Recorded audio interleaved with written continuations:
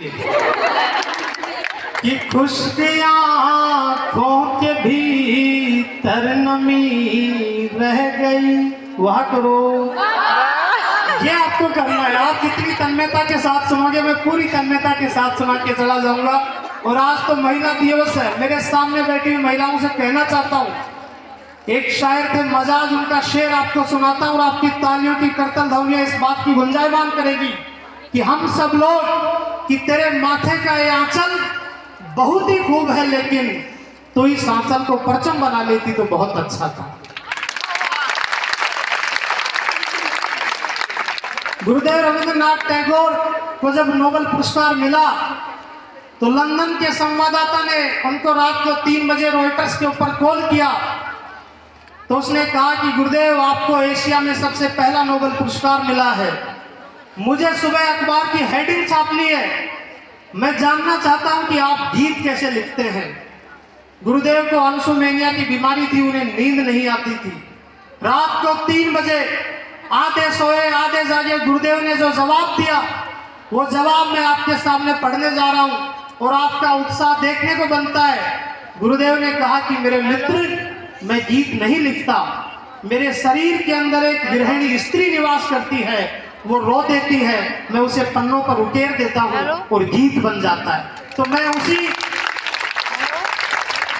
उसी परंपरा की पीढ़ियों के सामने अपनी हिंदी की छोटी सी कविता आपके सामने समर्पित कर रहा हूँ। लेकिन फिर मैं वही कह रहा हूँ कि आपको वहां करनी पड़ी कि खुश्क आँखों के भीतर नमी रह गई, कि खुश्क आँखों के भीतर नमी रह गई, सांस तुम पर थमी थी थमी रह गई, रात दिन दिल मेरा बस यही सोचता, मेरी पूजा में कब क्या कमी रह गई, मेरी पूजा में कब क्या कमी रह गई। और ये तो हमें ये सत्यनारायण की समाप्त कथा बंद करो आप। अब वो देखिए, वो तो एक पत्नी ने कहा अपने पति से कि बोलो देखो, मेरी पति ने कहा पत्नी से कि मेरी हिम्मत देखो कि मैंने आपसे बिना देखे आपसे शादी कर ली। तो पत्नी ने कहा कि हिम्मत तो मेरी देखो जो आपको देखने के बाद भी मना नहीं कर सकी। तब मैं आपको सुनाना चाहता हूँ कि पूरी धरा भी साथ है। मैं ये पीछे वाले जितने लोग बैठे हैं और ये व्यवस्था बनाने वाले भी बैठ जाओ, इतिहास गवाह है व्यवस्था उन्होंने बिगाड़ी है जिनको बनाने के लिए दी गई थी। तब मैं और 4 पंक्ति आपको सुनाता हूँ। और आपने आदरणीय आरपी जी और इस कॉलेज में एक बहुत महत्वपूर्ण प्रोफेसर हैं, आप जानते हैं उनका नाम? आदरणीय जगराम जी। जगराम जी मंच के संचालन के समय बहुत ज्यादा बोलते हैं। मंच के संचालन के समय ज्यादा कौन बोलता है? जिसको घर पे नहीं बोलने दिया जाता। लेकिन एक बार इनके लिए जोरदार तालियां बजाएं, इन्होंने क्या मेहनत की है कि हर घड़ी हर पहर और हर शाम ने, वाह करो, हर घड़ी हर पहर और हर शाम ने मुझको रुसवा किया तेरे इल्जाम ने, कह न पाया मगर मैंने चाहा तुझे,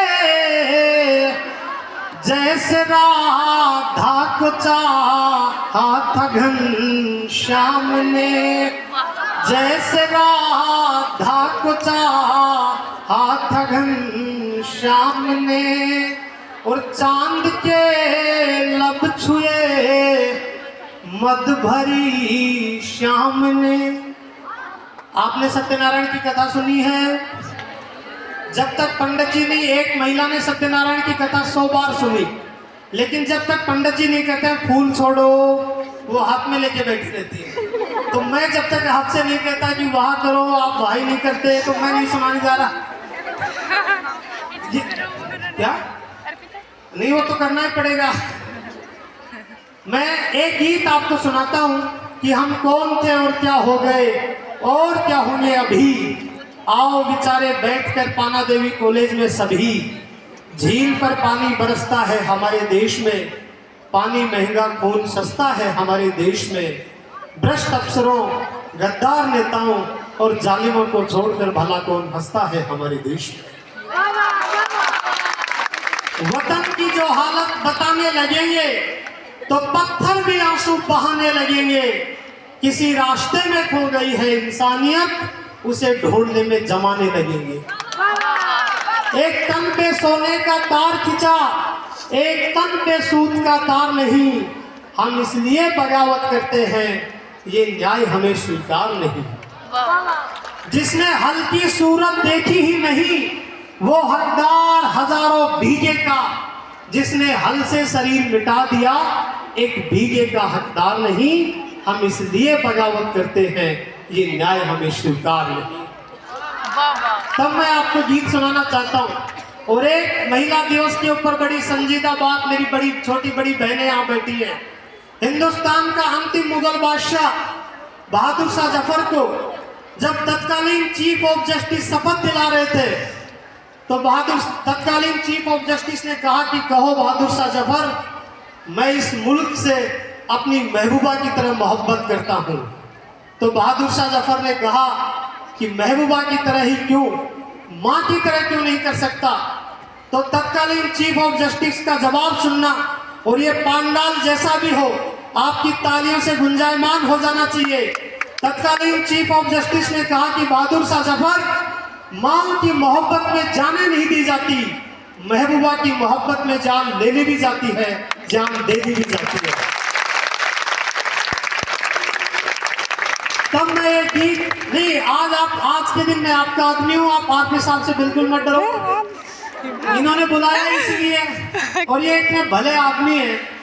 ये तो जब भी मुझसे कहते हैं कि सिद्धार्थ, मैं हाँ सर बताइए क्या आदेश है। देखिए मैं